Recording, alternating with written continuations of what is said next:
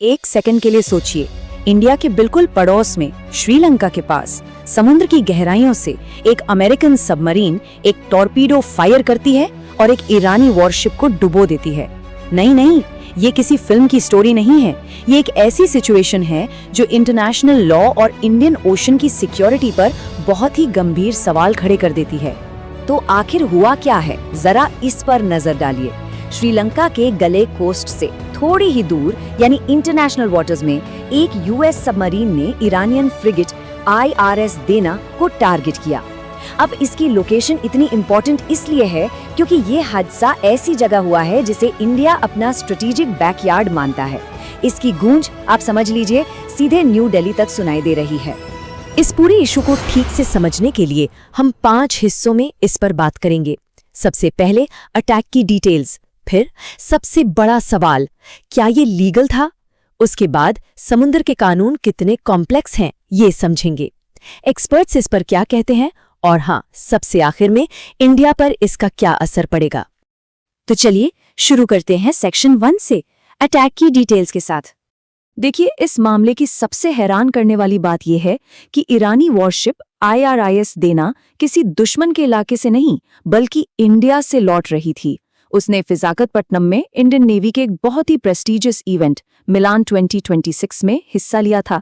मतलब ये goodwill mission पर था, जो इस हमले को और भी शॉकिंग बना देता है।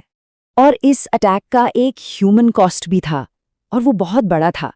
इस फ्रिगेट के डूबने से 80 से ज्यादा सेलर्स की जान चली गई। तो ये सिर्फ एक स्ट्रेटेजिक मूव नहीं बल्कि एक बहुत बड़ी ह्यूमन ट्रेजेडी भी है। अब ये समझना भी जरूरी है कि आखिर इस तरह के अटैक्स होते कितने हैं। वर्ल्ड वॉर 2 के बाद से किसी सबमरीन का टॉर्पीडो से एक बड़े वॉरशिप को डुबाना ऐसी गिनती के ही मामले हुए हैं। हिस्ट्री में 3 बड़े एग्जाम्पल्स हैं। 1971 में पाकिस्तान ने जैसे INS खुखरी को डुबोया था, 1982 में फॉकलैंड्स वॉर के टाइम ब्रिटिश सबमरीन ने अर्जेंटीन क्रूजर पर हमला किया, और 2010 में जब नॉर्थ कोरिया पर साउथ कोरियन वॉरशिप को डुबाने का इल्जाम लगा। तो ये साफ है कि ये कोई रोजमर्रा की घटना बिल्कुल नहीं है।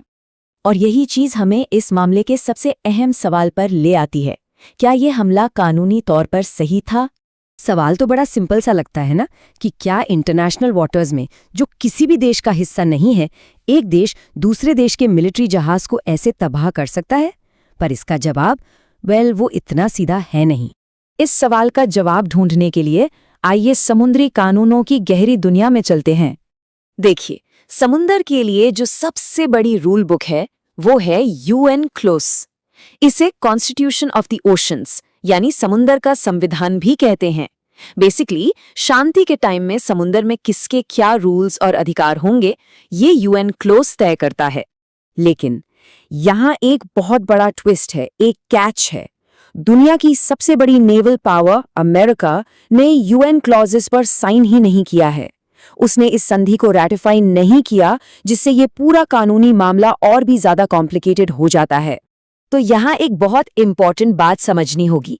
समुद्र में बेसिकली 2 अलग-अलग रूल बुक्स एक साथ चलती हैं। एक है पीस टाइम लॉ जैसे UN क्लॉज, और दूसरा है लॉ ऑफ आर्म्ड कॉन्फ्लिक्ट जो जंग या झड़पों के वक्त लागू होता है। अमेरिका यही दलील देगा कि उसके और ईरान के बीच एक कॉन्फ्लिक्ट सिचुएशन है, इसलिए यहाँ पीस टाइम के नॉर्मल रूल्स अप्लाई नहीं होते। और अपनी इस दलील को सपोर्ट करने के लिए अमेरिका का सबसे बड़ा हथियार होगा UN चार्टर का आर्टिकल 51। ये आर्टिकल हर देश को सेल्फ डिफेंस या आत्मरक्षा का अधिकार देता है अगर उस पर कोई आर्म्ड अटैक हो। अमेरिका इस हमले को अपने सेल्फ डिफेंस के अधिकार के अंडर जस्टिफाई करने की पूरी कोशिश करेगा। ओके, तो ये तो हो गई कानूनी पेचीदगियां। अब देखते हैं कि जो इंडियन नेवल एक्सपर्ट्स हैं, जो इस फील्ड को अंदर से जानते हैं, उनका इस पर क्या कहना है। सबसे पहले सुनते हैं vice admiral G Ashok Kumar को, जो इंडिया के पहले नेशनल मैरिटाइम सिक्योरिटी कोऑर्डिनेटर भी रह चुके हैं। उनके मुताबिक जमीन की लड़ाइयों की तरह समुद्र में कोई फिक्स्ड बैटल जोन नहीं होता। अगर 2 देश कॉन्फ्लिक्ट में है तो वो कहीं भी किसी भी इंटरनेशनल वाटर में आमने सामने आ सकते हैं।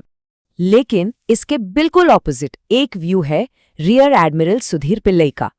उनका कहना बिल्कुल साफ है कि इंटरनेशनल वाटर्स यानी हाई सीज पर किसी वॉरशिप के खिलाफ फोर्स का इस्तेमाल करना सीधे सीधे गैरकानूनी है।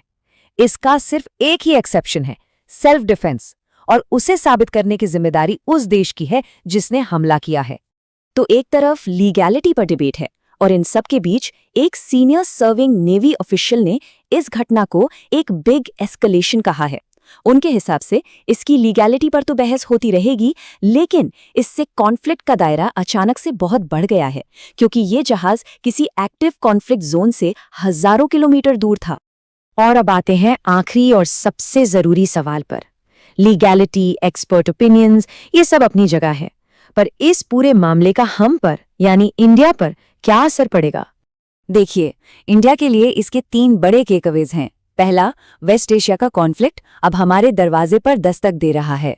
दूसरा, इंडियन ओशन में मैरिटाइम सिक्योरिटी को लेकर एक नई चिंता और बहस शुरू हो गई है। और तीसरा, जो सबसे अहम है, ये हमला उस इलाके में हुआ है जिसे इंडिया अपना जोन ऑफ इन्फ्लुएंस मानता है। ये दिखाता है कि दूसरे देश इंडिया के स्ट्रेटेजिक स्पेस में आकर बड़े मिलिट्री ऑपरेशंस को अंजाम दे सकते हैं। तो आखिर में ये पूरा मामला हमें एक बहुत बड़े सवाल के साथ छोड़ जाता है। जैसे जैसे दुनिया भर में टेंशन्स बढ़ रहे हैं, क्या हाई सीज, जिन्हें सबका कॉमन स्पेस माना जाता था, अब दुनिया के नए बैटल ग्राउंड्स बनने जा रहे हैं? ये एक ऐसा सवाल है जिसका जवाब शायद आने वाला वक्त ही देगा।